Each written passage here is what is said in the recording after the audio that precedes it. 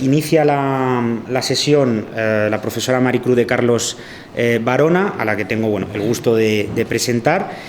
Maricruz es profesora titular de universidad en el Departamento de Historia y Teoría del Arte de la Universidad Autónoma de Madrid. Fue doctora por nuestra casa, por la Universidad Complutense en 2005, y sus líneas de investigación se han centrado en la cultura femenina en la Edad Moderna, la imagen religiosa también en el mismo periodo, y la historia y la cultura de la estampa, que si no me equivoco es de lo que nos va a ilustrar hoy. Ha realizado además estancias de investigación en el Barbour Institute en Londres y en la American Academy de Roma. Está vinculada a la Universidad Autónoma desde enero de 2007 y entre el año 13 y el 16 trabajó también además en el Museo del Prado, primero como técnica de museos en el Departamento de Dibujos y Estampas y después como jefa de estudios de la Escuela del Prado. Entre sus múltiples publicaciones sobre esta materia destaca, yo creo, por el impacto muy favorable que ha tenido su última monografía, Nacer en Palacio, el ritual del nacimiento en la corte hispana de la Edad Moderna, que salió en el Centro de Estudios Europa Hispánica en 2018. También decir que actualmente dirige como investigadora principal, como directora, el Proyecto Nacional Agenart, en el que además también con el que hemos tenido una fructífera colaboración, tanto desde Hermes como desde Novincius, con lo cual es un lujo tenerte hoy aquí, y que lleva por nombre la Agencia Artística de las Mujeres de la Casa de Austria 1532-1700 y que estará vigente hasta el año que viene. Su conferencia en el día de hoy lleva por título La grabadora María Eugenia de Ver, una carrera cortesana frustrada. Maricruz, muchísimas gracias por acompañarnos hoy y tienes la palabra, todo tuyo. Muchas gracias a Sergio por esta presentación tan generosa. Quiero también dar las gracias a la Fundación Duques de Soria por haberme invitado a participar de este curso. Estoy muy contenta de estar aquí esta mañana, y sobre todo a los directores, a la profesora Carmen Sanzayán y al profesor Santiago Martínez Hernández, así como a Sergio por toda su ayuda, a Sergio Bravo por toda su ayuda con todas las gestiones, ¿no? Y bueno, pues realmente es un placer siempre, ¿no?, venir a algo que organicen los colegas y amigos de la Universidad Complutense, que, como ha dicho Sergio, efectivamente es mi casa primera, ¿no?, antes de la Autónoma, donde me doctoré y donde me licencié. Bueno, voy a hablar esta mañana, en efecto, como figura en el título, de la grabadora María Eugenia de Ver, un personaje quizá no muy conocido para muchos de ustedes o de vosotros. Prefiero utilizar el vosotros porque veo que estamos casi como en familia. Como digo, no es una figura muy conocida quizá, y fue la primera grabadora de la que tenemos noticia en la corte española, donde desarrolló una fructífera carrera durante al menos una década. Hay muchas cosas, como se verá a continuación, que no sabemos todavía, que quizá no las sabremos, pero sí tenemos una década más o menos documentada, ¿no? La intervención que presento esta mañana lo que trata de traer en el contexto de un curso sobre el fracaso es el ejemplo de María Eugenia como el caso de una carrera cortesana frustrada, ¿no?, una carrera artística en la corte frustrada, ¿no? Todos los trabajos que lleva a cabo la grabadora a comienzos de la década de 1640 se realizaron en el entorno de la Casa de la Reina y, sobre todo, especialmente en el entorno de la casa del heredero, el príncipe Baltasar Carlos de Austria, a quien dedicó un tratado de pájaros en el que esta charla se va a detener con particularidad. También María Eugenia llevó a cabo las estampas de otro tratado de equitación dedicado al príncipe y produjo, como veremos a continuación y como ya estáis viendo en la pantalla, varios de sus retratos. Bien, en la España de la Edad Moderna no fueron muy frecuentes las grabadoras. Tenemos el caso de Ana Heilán, por ejemplo, que estuvo activa en Granada entre 1637 y 1654, es decir, en fechas similares a la que es la actividad de María Eugenia de Ver en Madrid. Ana era hija del impresor y grabador flamenco Francisco Heilán y se especializó en frontispicios para libros publicados en Granada. Es asimismo la autora de una impresionante estampa reproduciendo el monumento erigido en la ciudad para el funeral de la reina Isabel de Borbón. Se casó con un platero y aparentemente, quiero incidir en esto porque también luego lo vamos a ver en el caso de María Eugenia, continuó trabajando después de su matrimonio, un matrimonio del que nacieron 4 hijos, es decir, ella compaginó su actividad profesional como grabadora con la gestión de su economía y de su familiar, ¿no?, y doméstica. También en Sevilla, a finales del siglo XVII, doña Luisa Rafaela de Valdés Morales realizó varias de las estampas del libro dedicado a las fiestas con las que la ciudad celebró la canonización de su patrón, de San Fernando. En el libro también participaron algunos de los más importantes artistas de la ciudad en esta fecha, como Bartolomé Murillo o Matías de Arteaga, así como Lucas de Valdés, que era el hermano de Luisa. Ambos eran hijos del pintor y grabador Juan de Valdés Leal. La tercera hermana, María, que más tarde profesaría como monja, también fue artista. Luisa es mencionada en el tratado de Antonio Palomino sobre artistas españolas, aunque el autor no menciona su condición de grabadora y se limita a citarla como miniaturista y como retratista. Tanto Ana como Luisa pertenecieron a una familia de artistas y en el caso de Ana, su marido también estaba conectado con el mundo de la estampa. Son rasgos comunes, como ahora veremos con el caso de María Eugenia de Ver. Como Luisa, María Eugenia utilizó siempre aquí teníamos un detalle de la firma de Luisa, doña Luisa, veis la D con la A en superíndice, y aquí tenéis un detalle de la firma de María Eugenia de Ver en el Tratado de la Gineta, donde veis que siempre pone doña María Eugenia de Ver. Siempre utiliza el doña cuando firma sus trabajos, ¿no?, indicando así una condición, si no estoy equivocada, hidalga, e indicando que no se trata de una mujer joven, ¿no? Las estampas de María Eugenia de Ver indican su actividad entre 1640 y 1652, aunque la mayoría de sus trabajos se concentran entre 1640 y 1645. En comparación con sus colegas andaluzas, especialmente si la comparamos con Luisa de Valdés, María Eugenia fue mucho más prolífica, dado que conocemos casi 90 estampas realizadas por ella. Probablemente nació en Madrid, donde su padre ya estaba establecido en 1608 y fue la única hija del matrimonio entre el pintor de Utrecht, Cornelis de Ver, y su esposa Ana de Sons. Aquí traigo una obra de Cornelis extraordinaria que está en la Academia de San Fernando.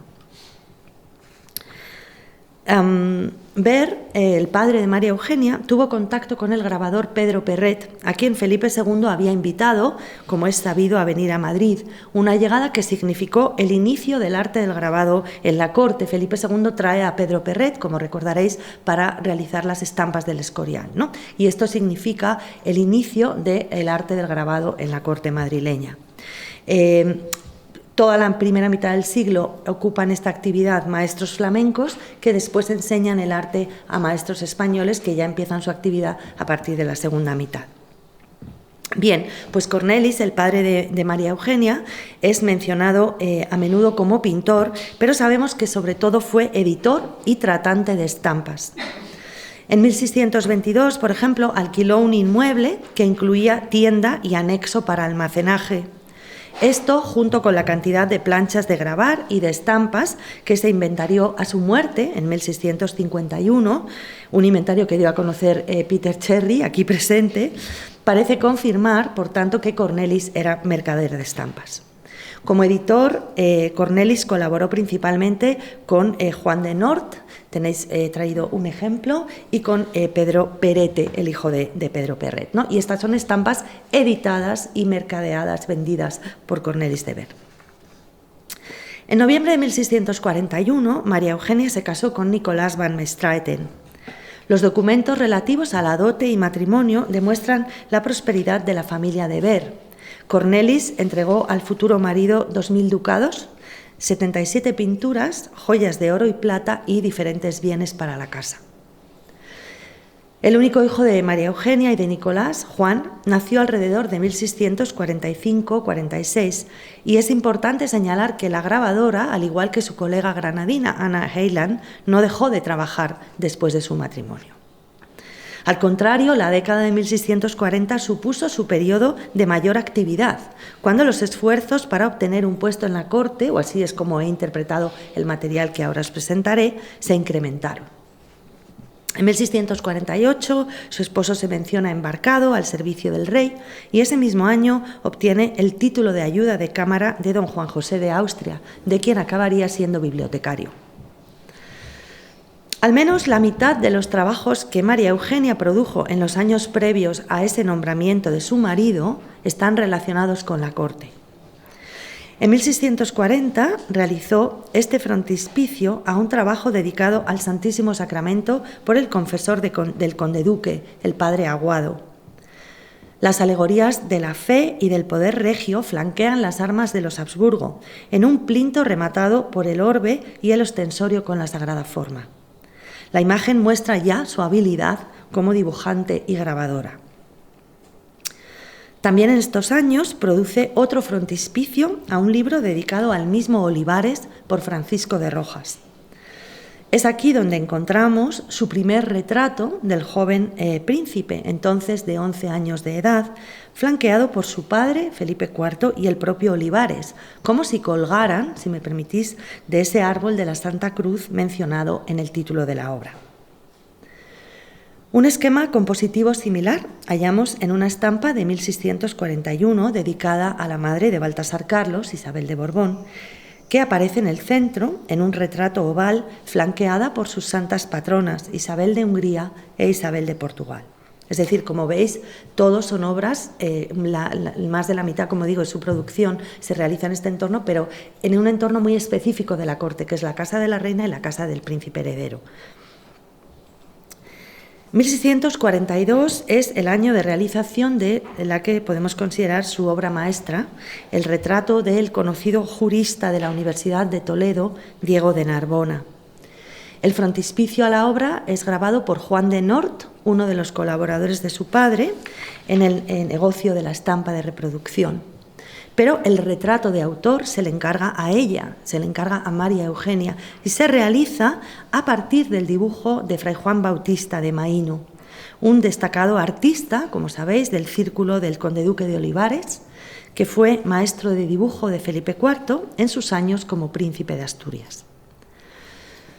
El resultado es este magnífico retrato que fue considerado por Carl Justi, y cito, tan bueno como un Velázquez. Y ya sabemos que, especialmente también cuando hablamos de mujeres, siempre hay que dar la coletilla de que puede llegar a ser tan bueno, ¿no? En este caso quiero insistir en que realmente puede llegar a ser tan bueno, no por fetichismo de historiadora del arte, aunque quizá también, sino porque es importante para lo que voy a contar después, ¿no? Pero he traído este detalle. A la izquierda tenéis el retrato de la reina Isabel de Borbón por Paulus Pontius. Es un detalle que pude tomar en la estampa de la Biblioteca Nacional, que es magnífica, el estado de conservación y todo, ¿no? Y a la derecha tenéis un detalle la misma parte de Diego de Narbona, que también tomé el otro día en la Biblioteca Nacional, y he traído justo ese detalle para comparar, para que veáis cómo, a pesar de que el dibujo del que parte en una estampa, siempre es muy importante el dibujo. De un dibujo malo es muy probable que salga una estampa mala, ¿no? De hecho, María Eugenia tiene otra, realizada también por otro artista del Círculo de Olivares, que es Domingo Guerra Coronel, que no es tan buena.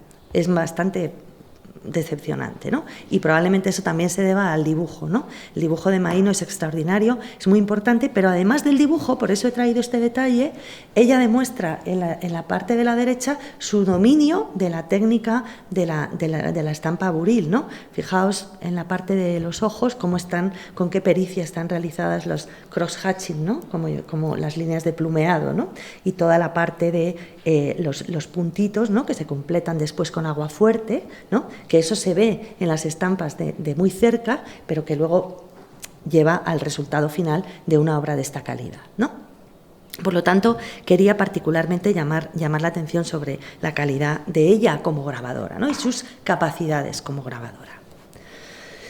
Bien, al año siguiente produjo las imágenes de un libro enteramente dedicado a Baltasar Carlos, cuyo retrato, a la edad de 14 años, da inicio a la obra. Y no tenemos tiempo para entrar en la cuestión de las firmas. Ella firma siempre de manera muy consistente, doña María Eugenia de Ver Fekit, y aquí emplea el sculpsit, igual que aquí y que en otras estampas, ¿no? Sculpsit se refiere solo a cuando ella abre la plancha, ¿no? Efectivamente, el retrato del príncipe aquí deriva de un original de Velázquez. Por lo tanto, aquí ella está reconociendo, al igual que en el retrato anterior, la autoría de Fray Juan Bautista de Maíno o de Velázquez, aunque no lo diga, ¿no? Bien, como digo, produce las imágenes de un libro enteramente dedicado a Baltasar Carlos, cuyo retrato, a los 14 años de edad, da inicio a la obra. De nuevo, encontramos una estampa que muestra sus capacidades como grabadora y retratista. El frontispicio despliega una ambiciosa composición con el título en el centro, flanqueada por 2 caballos en corbeta. El libro, escrito por Gregorio de Tapia y Salcedo, probable autor también de los dibujos, y ahora veréis con todo el respeto a Gregorio de Tapia y Salcedo que los dibujos son un poquito... y aquí de nuevo están firmados como Sculpsit, es un tratado sobre caza y equitación y, por tanto, una instrucción apropiada para un futuro rey. Para esta obra, María Eugenia produjo estas 2 imágenes y 28 estampas ilustrando los diferentes lances descritos en el libro.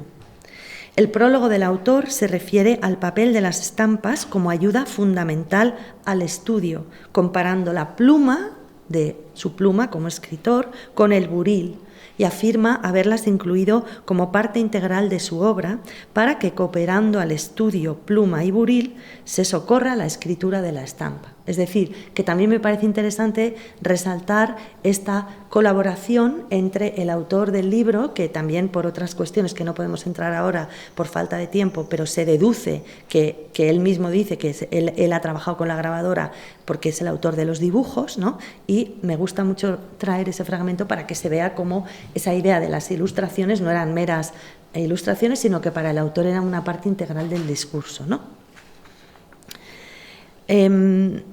A un otro libro con un frontispicio de María Eugenia se dedicó a Baltasar Carlos, Las instituciones políticas de Diego de Valderrama, publicado en 1645. Contiene otro retrato del príncipe, cuya vida había sufrido dramáticos cambios en el año anterior, tras la pérdida de su madre, la reina Isabel. Aquí viste de negro y le flanquean las alegorías de la fe y la justicia. El propio Baltasar Carlos moriría al año de la publicación de esta obra, dejando tras de sí, como sabéis, a un padre devastado, un reino sin heredero y, en una nota más personal, una carrera frustrada para María Eugenia de Ver como futura grabadora de corte. Entre 1645 y 52, que sepamos, no vuelve a producir ningún grabado, no tenemos ninguna estampa, y el que produce en 1652 no tiene nada que ver con la corte, es este retrato del jesuita Alonso Rodríguez a partir de una estampa de Anton Fierix bastante anterior, ¿no? De nuevo un grabado de mucha calidad, una estampa de gran maestría, ¿no? Pero basado en la obra de Fierix y no conectado con la corte, ¿no? Bien, como he dicho al comienzo, estas obras e imágenes que he mencionado hasta ahora comprenden la mitad de su producción. La mitad de su producción en estos años, y de ellas podemos deducir que principalmente, como he dicho, estaba trabajando para la corte y de manera particular para el entorno de la reina y del heredero. En los siguientes minutos me voy a centrar en el trabajo que empleó para presentarse a sí misma y a su trabajo a ese entorno del príncipe, ¿no? Para darse a conocer. Se trata de este álbum que contiene 23 estampas sobre pájaros y un frontispicio con las armas reales y esta dedicatoria al príncipe. Que sepamos, nunca llegó a publicarse y el único ejemplar de esta obra es un álbum facticio en el que la grabadora reunió las imágenes y la dedicatoria que está en el Banco de España, en la colección del Banco de España, y que he tenido la suerte de poder ver antes de ayer, de hecho, está casi rozando el desastre, ¿no? para esta charla, ¿no? Había visto el facsímil, lo conocía de trabajos de otras personas, pero no había visto, y ahí sí que soy muy fetichista como historiadora del arte, y no es fetichismo, yo creo que es también, hay que ver las cosas, porque es muy importante verlas, ¿no? No puedes ver un documento de archivo a través de pues lo mismo.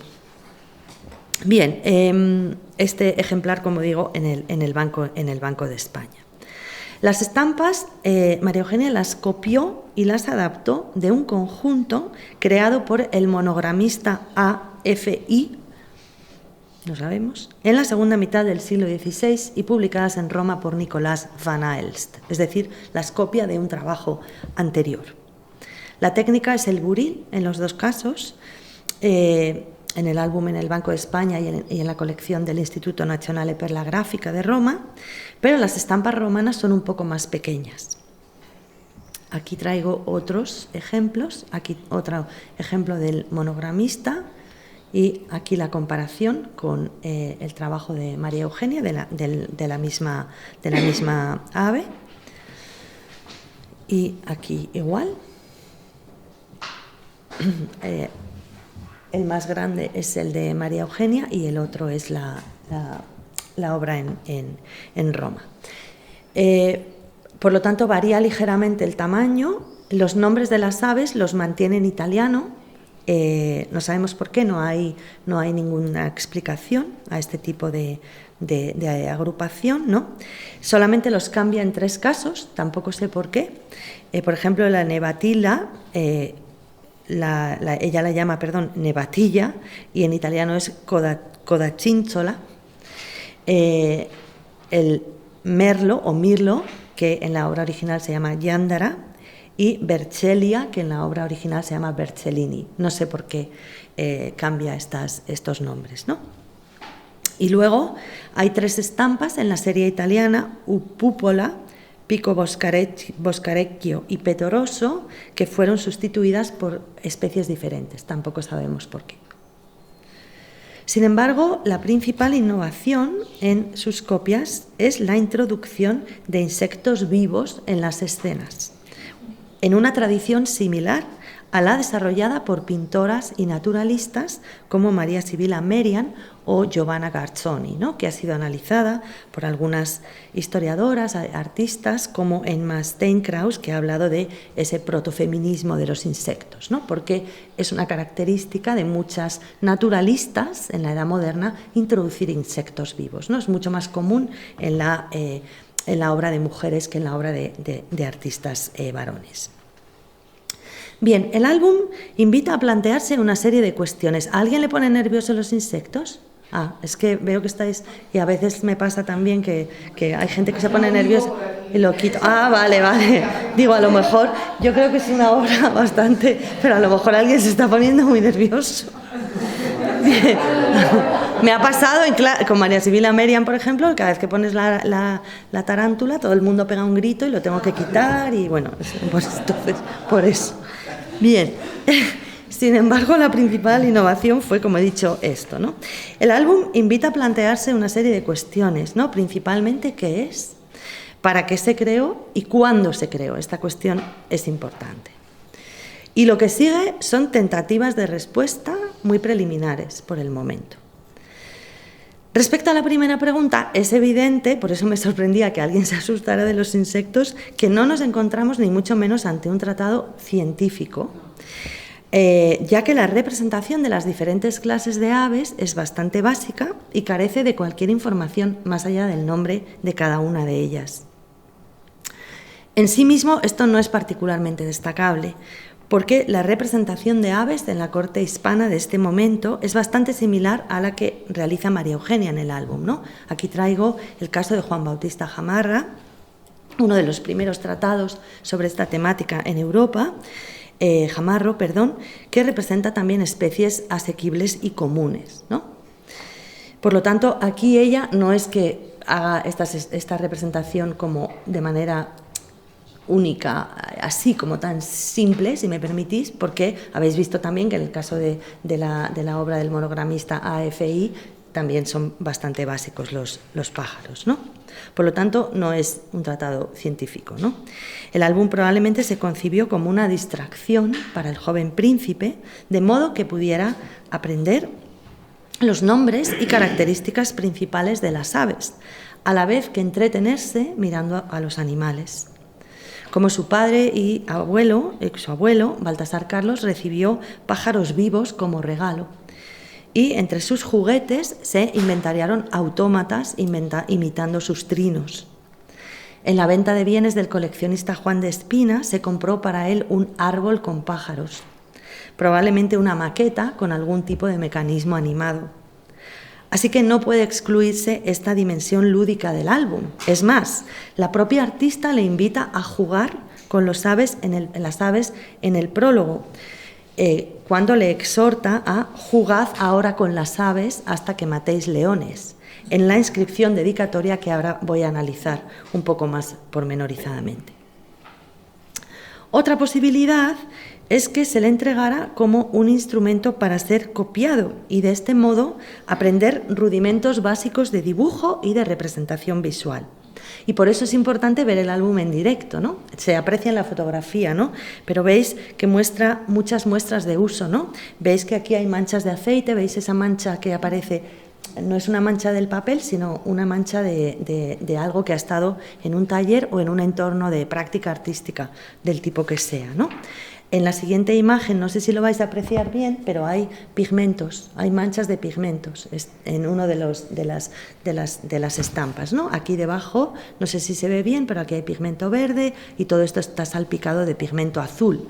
Por lo tanto, también hay que ver, claro, ahora hay que ver exactamente toda la trayectoria, ¿no? Pero de cuándo pueden ser esas manchas. Pero esta obra revela, desde luego, que se ha utilizado, ¿no? Porque tiene manchas de aceite, tiene manchas de pigmento y luego, esto no se aprecia, pero en la portada el escudo está totalmente estarcido. Esto cuando se ve la estampa con la luz en el otro lado, se ven claramente todos los agujeros del escudo, ¿no? Es decir, que ese escudo ha sido copiado, está totalmente agujereado. Por lo tanto, hay, como digo, huellas de uso. Entonces, no podemos excluir que se le entregara, aparte para entretenerse, también para que aprendiera un poco, ¿no? En los rudimentos de dibujo, ¿no? Este tipo de aprendizaje no era extraño en las cortes europeas del momento, ¿no? Y en el caso de la corte hispana, por ejemplo, sabemos que el hermanastro de Baltasar, don Juan José de Austria, practicó el arte del grabado. Conservamos varias estampas de su mano, ¿no? Recibió clases de este arte, ¿no? Y entre las posesiones del propio Baltasar Carlos, a comienzos de la década de 1640, se inventariaron varios materiales artísticos también. Se inventariaron pigmentos, soportes diversos, caballetes, etcétera, etcétera. Es decir, que no podemos excluir tampoco esa finalidad, ¿no? La fecha de producción es clave. Y de hecho, autores anteriores, entre los que me incluyo, ¿no?, en el libro que publicamos Javier Blas, José Manuel Matilla y yo misma, Grabadores extranjeros en la corte española del barroco, ahí está publicado también que el álbum se había llevado a cabo coincidiendo con el periodo de aprendizaje de María Eugenia y fechamos su presentación al príncipe hacia 1637. Pero, como veis, de la lectura de la dedicatoria se puede deducir una fecha posterior y ello se relaciona, o así lo creo yo, con la estrategia por parte de María Eugenia de obtener un puesto como grabadora de corte. En la dedicatoria, la artista alude a el grabado de las planchas en tierna edad y es importante señalar que emplea el pasado simple cuando indica que las abrió, aludiendo, por lo tanto, a una acción pasada y no coincidente con el tiempo de su presentación al príncipe. Pero además, la mención a las infieles regiones, contra las cuales castigos dilata graves el joven Baltasar, solo puede conectarse con los acontecimientos de 1640 las sublevaciones de Portugal y de Cataluña, que además sabemos por una correspondencia que creemos a punto de publicar, Alejandra se ríe, sabemos que Baltasar Carlos estaba muy alterado en esos años porque él no podía estar en el frente, ¿no? Y él, en esa correspondencia con su padre, pues está todo el rato hablando de que él quiere estar en el frente, quiere guerrear, etcétera, etcétera, ¿no? Por lo tanto, yo entiendo que esa mención a las infieles regiones nos llevaría a datar un álbum hecho anteriormente, pero presentado después, en ese año de 1640 o en los inmediatos a ese año, ¿no? Porque además esa es la fecha, como he dicho antes, cuando ella está llevando a cabo todos sus trabajos para la corte, ¿no? Pero claro, ¿cómo podemos, ¿no?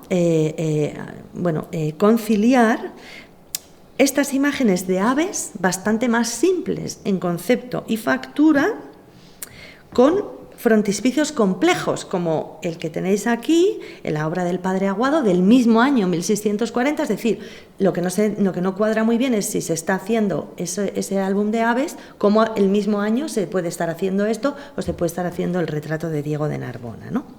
La respuesta probablemente radica en que María Eugenia de Ver produjo las estampas de aves durante su proceso de aprendizaje en el taller de su padre, refiriéndose la tierna edad de la dedicatoria en un juego tanto al príncipe como a ella misma. De hecho, los mismos pájaros aparecen en una estampa editada por su padre en Madrid, editada por su padre, no sabemos hecha por quién, a partir de un original de Theodore de Bray hoy en el Museo Británico. Es decir, lo que tenéis a la izquierda es la obra de Theodore de Bray y lo que tenéis a la derecha es la obra que Cornelis de Ver edita en Madrid. Y si os fijáis en los pájaros que aparecen en la parte inferior del jarrón junto al plinto, que también muestra todavía pues algunas impericias, ¿no? Podrían hablar de la obra de una incipiente grabadora, entonces aprendiz de su padre, ¿no? Sería entonces cuando ella produciría ese álbum que después se va a presentar, ¿no? El álbum, esa es la hipótesis que barajo, habría permanecido en el taller familiar hasta que se presentó la oportunidad de mostrarlo al príncipe. El formato y el tamaño del libro son compatibles con otros tratados similares que se le presentaron por estos años. Aquí el álbum en el Banco de España está desencuadernado, y por lo tanto solo he podido traer el facsímil para que os hagáis una idea del formato de ese cuadernillo y compararlo con el cuaderno de los ejercicios de la jineta que aparece en la parte derecha, que es otro álbum que se presentó al príncipe, ¿no? Por lo tanto, fijaos que estamos hablando de obras de formato similar, ¿no?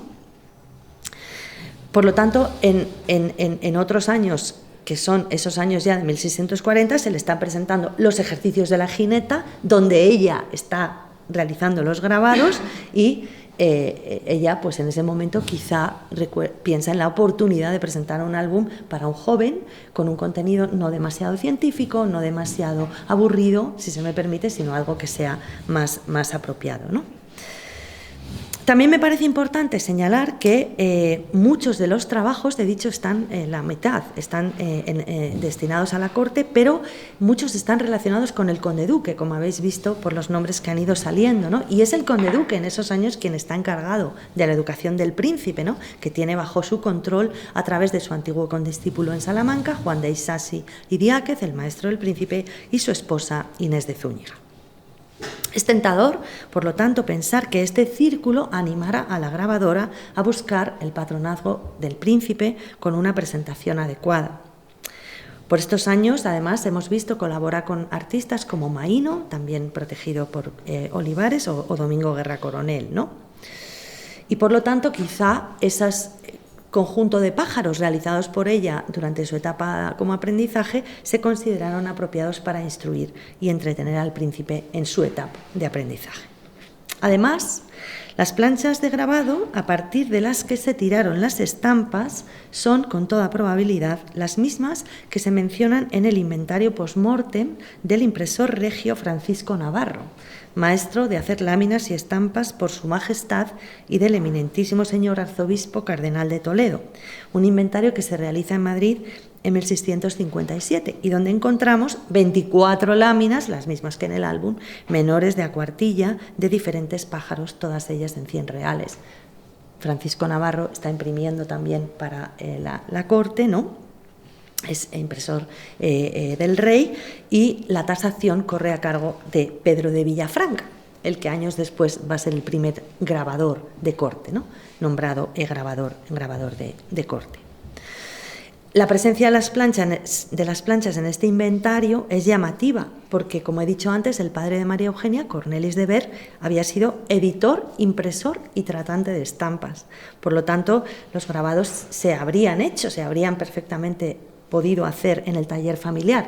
Cornelis, además, tuvo un tórculo, tal como sabemos, una prensa de imprimir, ¿no? Tal y como sabemos a través del inventario, que no todos los editores de estampas tenían tórculo, también trabajaban con otra gente que lo tenía, ¿no? Y él tuvo. Por lo tanto, es extraño que aparezcan tiempo después en otro inventario, ¿no? Quizá ella se las pudo vender cuando deja de estar al servicio de la corte, no lo sabemos, ¿no? Pero también quizá podría avalar que las estampas se imprimieron después de haber sido realizadas, ¿no?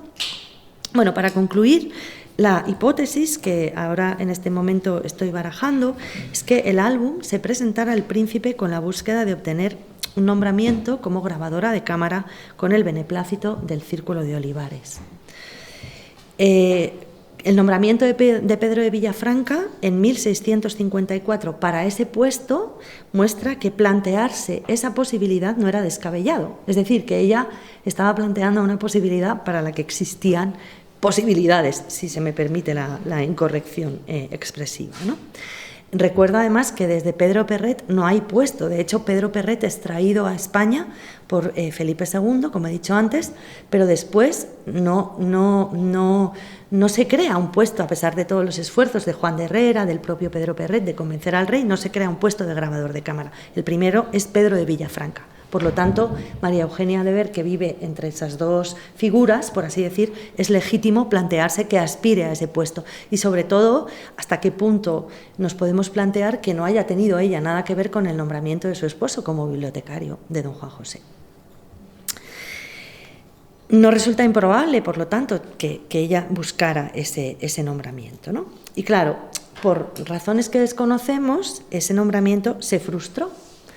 Es muy posible, la razón más posible y más fácil, ¿no?, sería por la muerte del príncipe en 1646. Pero yo creo que más bien es por la caída del conde duque, porque después de morir el príncipe sigue habiendo reina, sigue habiendo casa de la reina, sigue habiendo corte, ¿no? Y es sabido que después de la caída de Olivares, todos sus protegidos, todos sus artistas protegidos, excepto Velázquez, todos caen también, ¿no? Por lo tanto, es bastante posible que ella cayera también con ese lote, ¿no?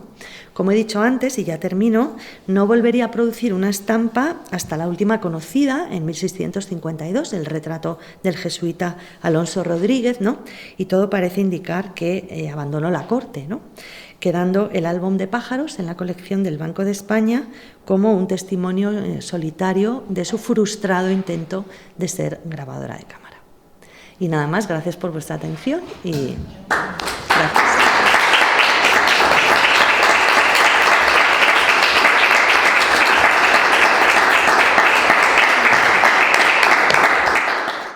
Tenemos ahora un tiempo para preguntas, entonces, bueno, ¿quién quiere? Alejandra, por una parte, y vale.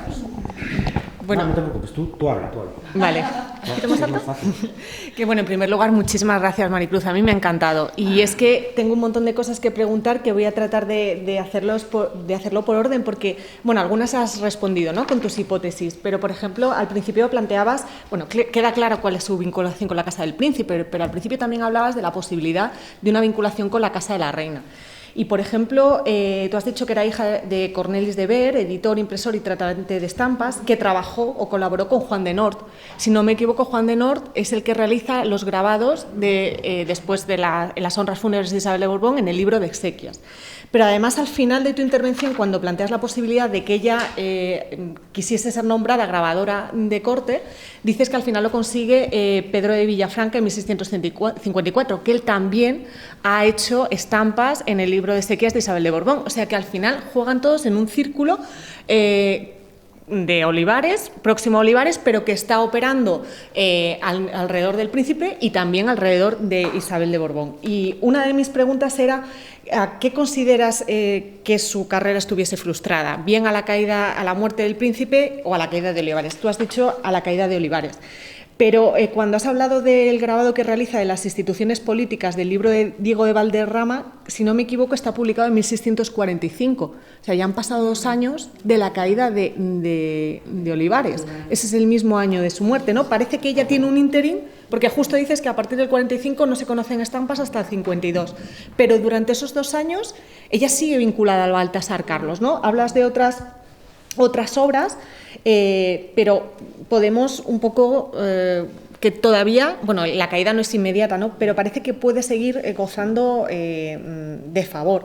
Desde luego, yo creo que la hipótesis que planteas de que es muy posible que su trabajo, su vinculación a Olivares y al Príncipe le diesen el puesto a su marido, yo lo creo firmemente. Y mi pregunta también tiene que ver si has detectado que hubiese otro tipo de Mercedes. Ella no consigue este nombramiento, pero hay otros favores para familiares, otras Mercedes, bueno, pues ayudas de costa, regalos, algo que permitiese no solamente esta vinculación de servicio alrededor del príncipe a través de Olivares, sino que ella tuviese un acceso, otro acceso más personal, digamos, al entorno de la reina o del propio príncipe, porque planteas que esta obra, yo lo que te he entendido es que posiblemente ella la presenta para que el príncipe aprenda, o sea, que a lo mejor ella tuvo acceso en las clases de dibujo, aunque él tenía otro pintor, pero que ella pudiese estar. No sé si esto era factible, que tuviese acceso o cómo ella había planteado esta obra,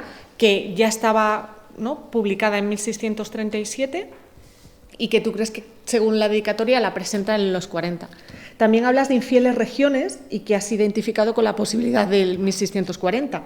¿Podría deberse también a la Guerra de los 30 años y que por infieles regiones se refiriese a los Países Bajos? Y ahí te cuadrase también la cronología, aunque luego ella reutilizase y fuese su carta de presentación para pedir el puesto como grabadora. Y además, qué mejor que hacerlo en una obra que ya había realizado los grabados, ¿no? Entonces, bueno, eso a mí me ha parecido muy, muy interesante, y siempre con todo esto, y luego también lo has mencionado, con el primer conde de Piedeconcha, el maestro del príncipe Baltasar Carlos, que formen parte de este círculo. Pero mi duda era si ella se mantiene un poquito, que es la inercia del mantenimiento de las redes de Olivares hasta que caen definitivamente, o lo achacabas también, o que una vez que desde luego fallece Baltasar Carlos, se acaba, porque al final ella se había vinculado muchísimo a la imagen del príncipe y a grabar los tratados dedicados al príncipe, y no hay otro sostenimiento, no hay otras redes, no vuelve a intentar a la corte con posterioridad, ¿no? Ya se ha frustrado esa carrera. Pues Alejandra, muchísimas gracias, porque yo creo... ahora tengo que coger yo el... porque yo creo que tienes mucha razón, o sea, que yo no había caído en lo de Diego de Valderrama, en lo de 1645. Yo creo, es cierto que luego la condesa de Olivares sigue un poco más de tiempo, como sabes tú mejor que yo, ¿no? Entonces, que ella se mantuviera ahí esos años inmediatamente posteriores, pero yo creo que de lo que has dicho se deduce con bastante lógica que pueda ser debido a la muerte del príncipe y no a la caída de Olivares, ¿no? O sea, yo creo que ahora lo veo más claro.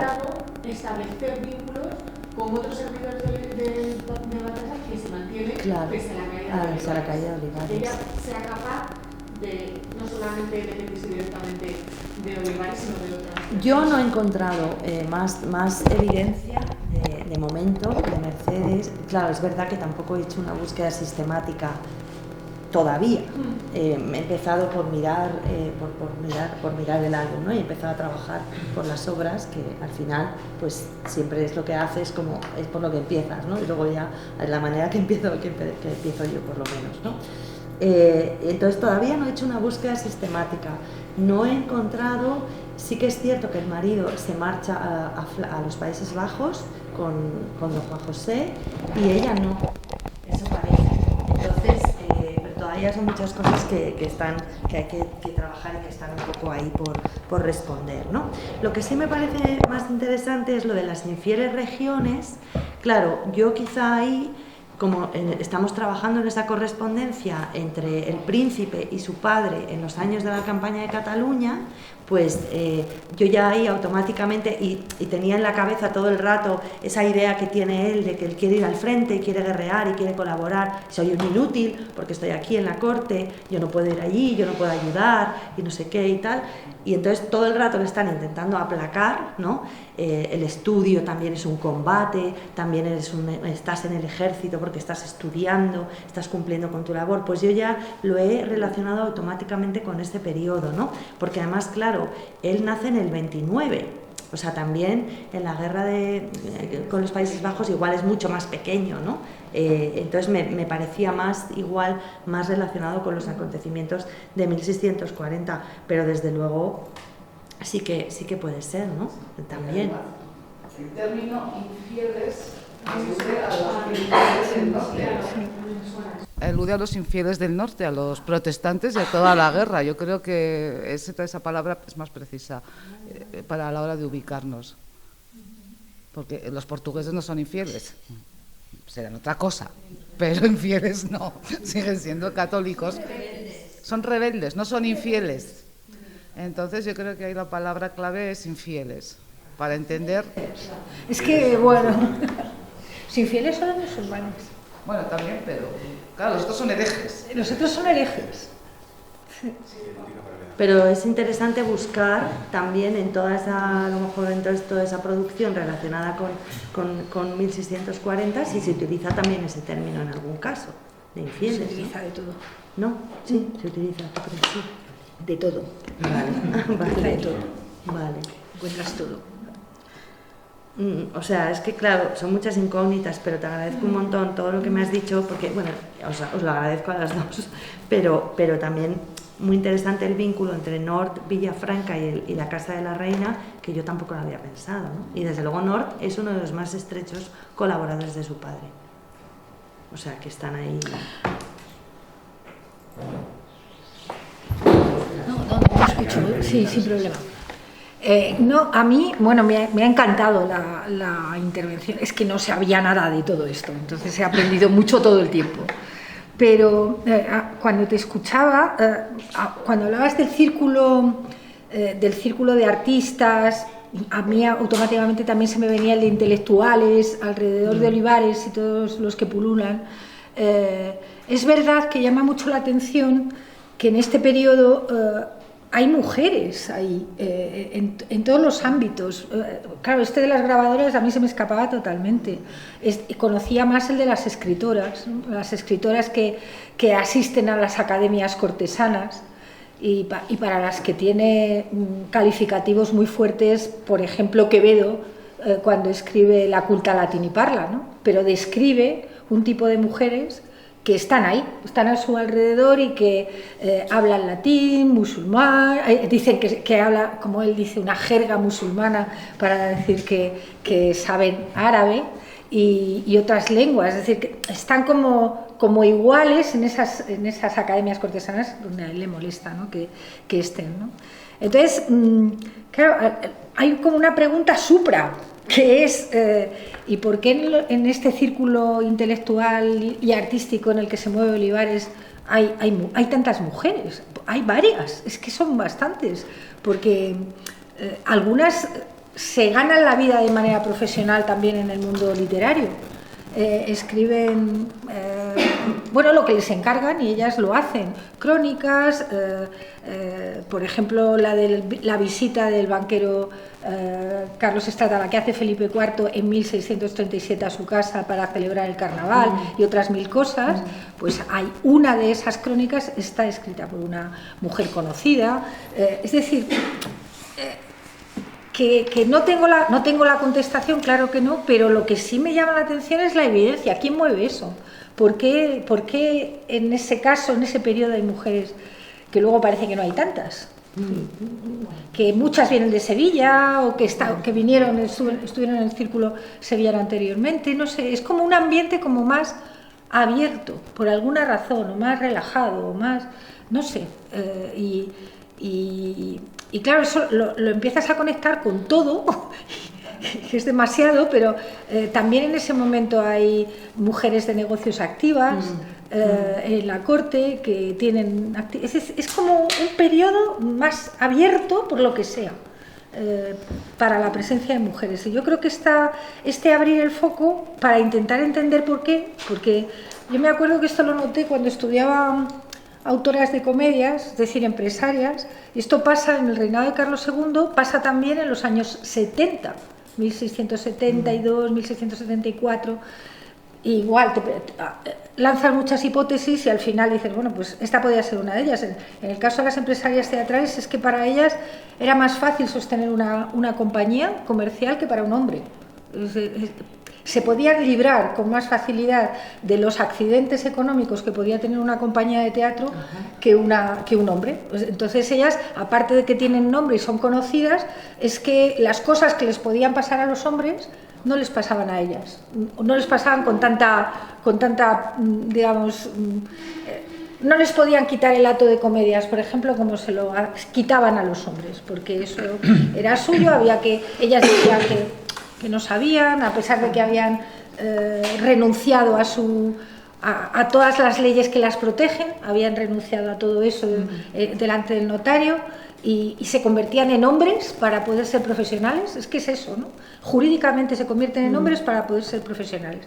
Pues no sé por qué aquí hay en tantos ámbitos profesionales distintos, ¿no? En una franja temporal que es esta, ¿no? Finales de los años 30, años 40, hasta la caída de Olivares, un poco posterior, porque siguen algunas de ellas, ¿no? ¿Por qué? ¿O es que están siempre? ¿O es que no se han estudiado?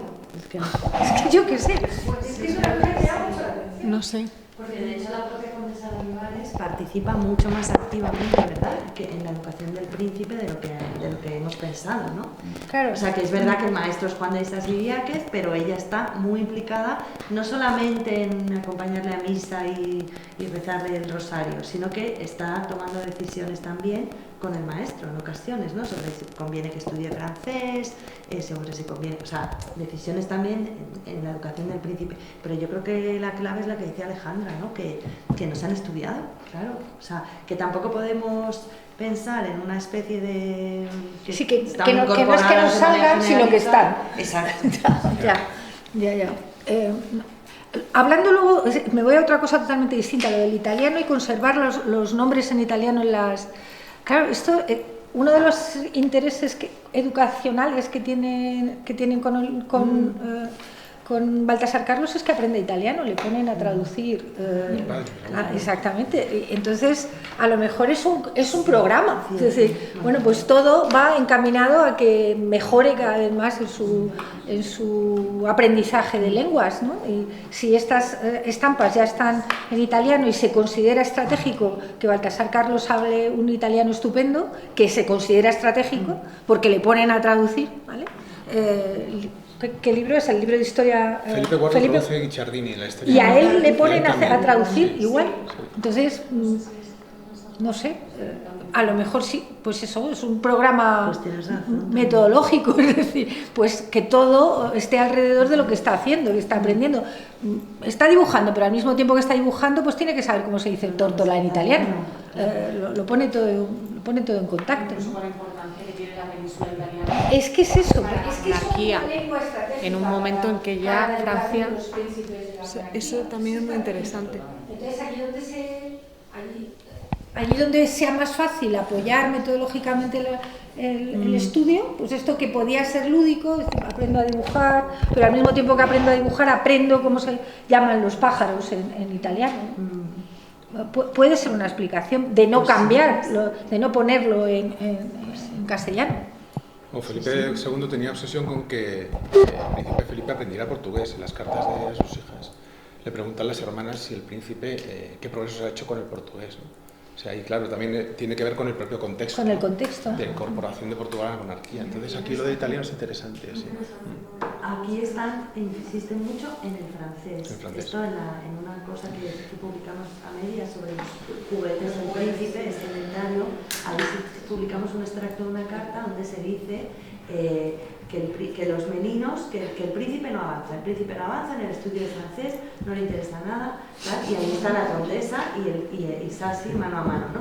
Y entonces deciden como estrategia que los meninos estudien francés, y los meninos dicen que no, que pasan, y entonces hay una queja de Sassi diciendo no avanzamos en esto del francés, hay que obligar a los meninos a que ellos también aprendan. ¿Y justifican por qué tiene que aprender? ¿No lo dicen? No. Pero con madre francesa no se entiende que no hable a su hijo. Ya. Esto es en los 40. Entonces sí. Son cartas del 40 a 41. Ya está. Sí, yo quería hacer una observación. Bueno, felicitarte por tu conferencia, me ha encantado. Y a lo mejor suena provocador porque no es por desconocimiento fundamentalmente. Entonces, si a veces medimos o tendemos a medir el fracaso a partir de las expectativas que uno tiene sobre llegar a algún punto, en el caso de María Eugenia de Ver, aspiraba realmente a ese oficio, a ese cargo de grabadora del rey. Yo creo que sí. Sí, perdón. Sí. Porque en principio, yo por desconocimiento sé que Sofonis Van Guísola era maestra de pintura de Isabel de Valois, y después de las hijas, no sé si llegó a tener ese cargo, ese oficio reconocido, creo que no. Y en el caso del más conocido, porque se ha hecho, ha habido una especie de promoción especialmente por la pieza espectacular que tiene Patrimonio Nacional sobre la Roldana, que creo que lleva a recibir el oficio de escultora de cámara con Carlos II. Era posible que una mujer de su perfil, que ha trabajado en el taller del padre, que tiene conexiones, que tiene además una destreza bastante evidente, pudiera llegar a alcanzar ese oficio. No es viuda. Claro. A mí lo que porque casi todo se justifica siempre cuando las señoras se quedan viudas, ¿no? Están viudas y entonces ellas saben hacer el oficio, saben trabajar, y es como más fácil, porque dando pena, cuando lees sus memoriales, una pobre viuda que se ha quedado con 2 hijos, todo eso lo explotan muy bien y pueden conseguir los puestos. Pero esta señora casada, con hijos, pues es otro modelo del que nos solemos encontrar, es otro modelo, el que te encuentras con las libreras, por ejemplo, que yo también las he estudiado, y las libreras que al final se hacen con las empresas y hacen cosas extraordinarias, pero siempre son viudas y explotan eso, lo explotan como una estrategia, pero claramente, porque de pobres no tienen nada y tampoco de señoras desvalidas, ninguna de las dos cosas, pero es una estrategia que funciona. Pero esta, que es que está casada, pues a lo mejor esa puede ser una razón directa, es decir, está casada, su marido ya tiene un oficio, esto que nos cuentan las colegas americanas, de que las señoras que quieren hacer gran carrera y están casadas, pues piensan que son demasiado... Estoy hablando de Anne Cruz, que lo cuenta directamente, que cuando una mujer ahora quiere en Estados Unidos hacer carrera, pero su marido tiene un gran puesto y ha hecho una gran carrera, si ella quiere hacer lo mismo, piensan que es demasiado ambiciosa, exacto, y que no tiene en Estados Unidos, estoy hablando de cosas de esa sociedad, ¿no? Tan particular, ¿no? Pero en este caso, a lo mejor una de las razones por las que ella no consigue que su carrera enraíce de esta forma profesional tiene que ver con que está casada, con que tiene un hijo y con que su marido está vivo y su marido hace carrera en la corte, y entonces no va a hacer ella carrera en la corte también. Es como menos justificable que si fuera viuda o tuviera una circunstancia social aparentemente más vulnerable, ¿no? Se me ocurre. Pero el marido hace carrera después. Cuando ella está trabajando para la corte, el marido todavía no está. Y entonces no puede ser como una compensación, esto que te estaba diciendo Alejandra, que la carrera del marido sea una compensación directa a lo que a ella no se le da, es decir, es una negociación. A lo mejor. Pero me parece muy interesante lo que acaba de decir Santiago, porque es verdad, Sofonis Banguissola es como el gran referente, también para la Roldana, la Roldana, que es muy lista, cuando necesita, echa mano del caso de Sofonis Banguissola y saca también ella la carta al Papa, como Sofonis Banguissola. O sea, las mujeres, las escasas mujeres que hay después, ¿no?, practicando en el campo artístico, se miran mucho en ese espejo que obviamente es el que ha tenido éxito, ¿no? Entonces, claro, es muy interesante lo que acabas de decir y eso explica también ese vínculo con la Casa de la Reina, porque es verdad que Sofonis Banguissola nunca llega a tener un puesto de pintora de cámara. Ella es dama de la reina, a pesar de que ha pasado a la posteridad como pintora y no como dama de la reina, y que en su tiempo ella es una celebridad. O sea, Van Dyck la va a ver cuando ya está muy anciana y pasa por Italia y va a verla. O sea, quiero decir que eso es una muestra también aparte de todo el reconocimiento que tienen todas las fuentes y todo, ¿no? Pero ella nunca llega a ser pintora, ella es dama. Y además no es un caso único. Ahí está Catalina Van Gemesen, está Anna Van Horenhout, no me acuerdo cómo se llama, una está en Inglaterra, otra está en los Países Bajos. Es decir, que para las mujeres artistas hacer carrera como damas de corte era una posibilidad. Entonces, quizá ella estaba intentando entrar, no directamente. O sea, te agradezco mucho también la pregunta, agradezco mucho todas las observaciones porque me están ayudando un montón a pensar, ¿no?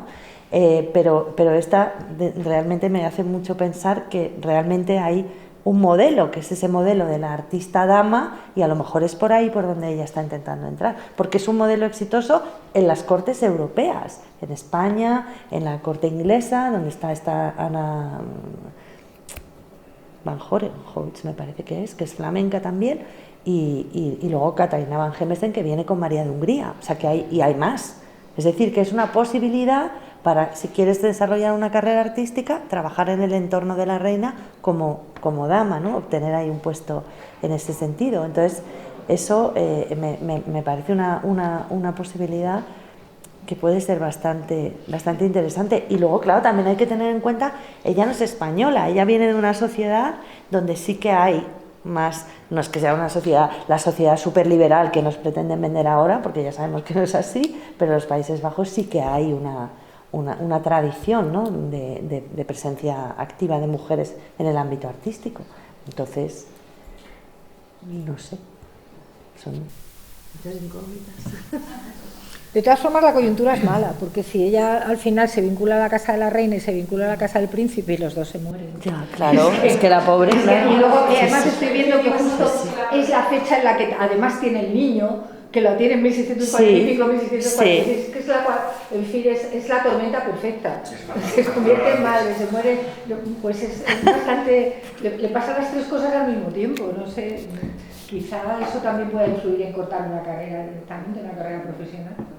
Y claro, también ella puede plantearse a lo mejor, por lo que estabas diciendo tú antes, la relación de las mujeres con el mundo del libro, que eso también es muy importante porque yo no me lo había planteado. Entonces ahí también eso a ella le puede dar esperanzas o ejemplos de prosperar con éxito, ¿no?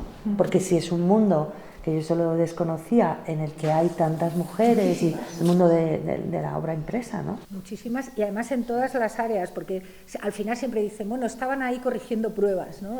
Eran como la mano de obra no visible, ¿no? Pero no es cierto, es decir, el momento en el que era necesario que ellas subieran, ahí estaban y se quedaban. Lo más llamativo de las impresoras y de las librerías es que llegan y la mayor parte se mantienen, aunque sus hijos sean mayores, ellas siguen haciendo su trabajo, ¿no?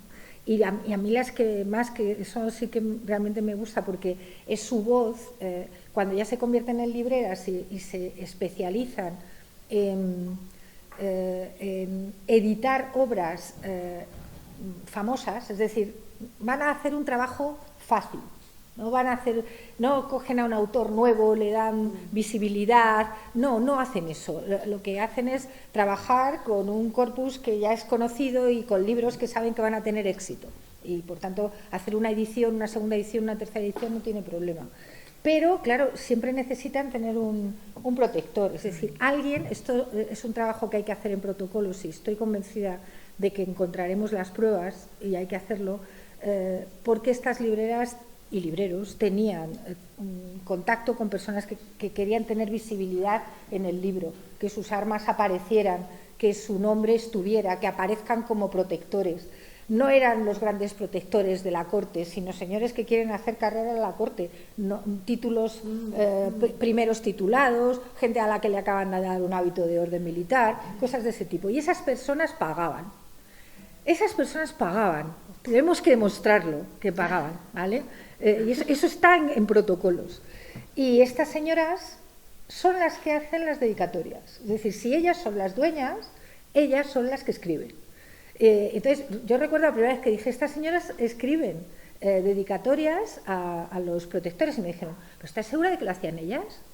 Esta cosa siempre pregunto, ¿estás segura de que no era un señor y ellas firmaban? Pues mira, es que llevan corrigiendo pruebas en el taller de su padre desde que nacieron, saben hacer esto, por supuesto saben leer, tienen un estilo así un poco pasteleoso, es decir, no es literatura, no es alta literatura cuando lees lo que escriben, pero escriben profesionalmente para poder salir del paso, ¿no? Y entonces cuentan su historia, ¿no? Igual que la cuentan cuando piden las licencias al Consejo de Castilla para hacer las cosas. En esas licencias ellas dicen, yo, pobre viuda, necesito, no sé qué, no sé cuánto. Entonces, se saben mover muy bien en el ámbito profesional, conocen cuáles son sus caminos. Y yo por ahora es verdad que las que he encontrado son de la época de Carlos II, que siempre me termino encontrando con esa dichosa década donde hay mujeres por todas partes haciendo cosas, en los años 70, pero hay unas estrategias claras de no salir de los mundos profesionales que conquistan, ¿vale? Si al final lo tienen, ellas ahí se quedan y se defienden y pasan, que esto es genial, la profesión a su hija. O sea, como tengan hijas, las hijas aprenden a hacer lo mismo. Y claro, ¿quién me decía que esto pasa mucho y que se ve mucho en América? Andújar ayer, estuvimos hablando de la copa, que la copa para todo Andújar se va hoy el pobre por la mañana, que tiene que ir. Está en el otro seminario y me contaba que se encontraba cantidad de mujeres haciendo esto en Iberoamérica, en los virreinatos, que es como un ambiente más libre, menos sometido a formas, ¿no? Y entonces se encuentra muchísimas allí, ¿no? Entonces es un trabajo por hacer y lo de protocolos y las señoras buscando protectores financieros que les permitan mantener su actividad, bueno, el ejemplo más claro es Armenteros, que es la primera, hablando de estampas, la primera que saca un Quijote con estampas españolas en España, 70 y tantas estampas, que la circunstancia es muy clara, seguro que se quedó viuda en el medio del proceso en el que su marido lo estaba haciendo, pero en lugar de traspasar el negocio y decir, oye, mira, por favor, házmelo tú, no, ella dijo, el negocio es mío y yo voy a sacar esta impresión a 2 tintas, que es muy bonita, y voy a buscar a un protector que me pague esto. Y lo encuentra en Francisco Grillo de Mari, que es un banquero, que hace tanta carrera que se convierte en grande, imagínate, que compra, compra no el título, sino la grandeza, que es un escándalo para el mundo nobiliario que haya adquirido también la grandeza, ¿no? Pero para que todo eso sea visible, resulta que lo que hace es una edición del Quijote con 72 planchas a doble tinta. ¿Quiénes son las estampas, te acuerdas? Pero lo puedo mirar ahora mismo, no me acuerdo. Lo puedo mirar, pero además son estampas muy diferentes. Me encanta, porque yo lo que hice fue comparar con la edición que se había hecho en Amberes en los años 50, a ver si se parecía. Dije, bueno, a ver si lo que hace es copiar, ¿no? Y resulta que no, lo que son escenas de costumbres completamente hispanizadas, de las partes más chuscas del Quijote, lo que hace más risa En lugar de lo más elegante, lo que hace más risa en los distintos... Claro, que tiene sentido, tiene todo el sentido narrativo, que esto sea así, pero hay algunas escenas son muy, muy chuscas. En los grabados, sí. Y claro, ella se debió encontrar con todo eso y dijo, esto lo saco adelante yo, y lo capitalizo yo, no lo capitaliza otro, se lo paso a otro, no, lo hizo ella. Y ella hace, y ella escribe la dedicatoria al señor Grillo de Mari, que bueno, lo emparenta prácticamente con Neptuno. El rey. Sí, no, más allá y más allá. Es una cosa increíble, ¿no? O sea que es un mundo bastante interesante de analizar, ¿no? Un mundo profesional, visto desde la profesionalidad, muy interesante, porque es que va desde las mujeres de negocios hasta las mercaderas, que las llaman así, hasta las libreras, las impresoras, las grabadoras, las artistas. Dices, bueno, pues estaban ahí, está claro que estaban, sobrevivían. ¿En cuánto porcentaje? Yo lo he intentado mirar con las mercaderas y el porcentaje no pasa del 10%, pero bueno, con respecto a los hombres, cuando hay mujeres de negocios haciendo cosas. Pero ese 10% está ahí y lo hacen. No es que no lo hagan.